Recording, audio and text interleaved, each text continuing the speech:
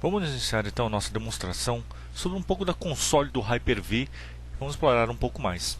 Então vou clicar aqui na console de gerenciamento do Hyper-V Manager. E através dessa console eu tenho uma série de funções de gerenciamento das máquinas virtuais e também do servidor de virtualização. Através dessa ferramenta eu posso configurar, por exemplo, alguns parâmetros sobre como as máquinas virtuais vão se comportar, como vai ser oferecido a rede para as máquinas virtuais e assim por diante. Então, através dessa console que você vai fazer todo o gerenciamento. Eu vou clicar aqui na máquina virtual. Vamos dar uma verificada em algumas configurações interessantes. Por exemplo, essa aqui é a configuração padrão, onde ele armazena os discos virtuais. Quando você cria uma máquina virtual, ele tem um disco padrão. Eu vou alterar esse caminho aqui, eu vou colocar em outro diretório. Por padrão, ele coloca no diretório perfil do usuário. Eu quero colocar aqui em outro diretório. A seguir, eu tenho um outro diretório aqui que eu posso configurar qual que é o diretório padrão para os snapshots, que são os pontos de restauração das imagens. Eu vou colocar aqui em outro diretório. Então você pode alterar essa configuração e ela é válida para todas as máquinas virtuais. Um fator bem interessante aqui que você pode estar configurando. Okay? Então a gente já viu como você pode configurar o diretório padrão, onde vai ser oferecido para gravar os discos virtuais, e o diretório padrão para os snapshots. Você pode mudar depois. E aqui na parte keyboard, você pode configurar, por exemplo, alguns comportamentos da máquina quando você abrir a máquina virtual, a console, e quiser utilizar o teclado. Perfeito. Então aqui nós temos por enquanto somente uma única máquina virtual criada aqui para testes. Eu vou configurar a parte de rede. Nesta parte de rede aqui, isso aqui é um detalhe bem interessante, eu posso configurar como é que as máquinas vão se comunicar com a rede. Eu posso configurar para elas se comuniquem somente entre si, né? Vamos dar uma olhada aqui. A primeira configuração que eu tenho feito aqui, eu criei uma rede virtual onde as máquinas virtuais podem se comunicar com outros computadores da rede.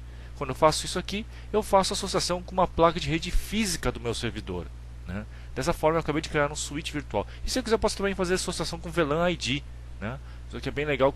Caso você queira criar um ID para o seu VLAN, você pode marcar aqui e definir qual que é o valor do VLAN ID que você quer.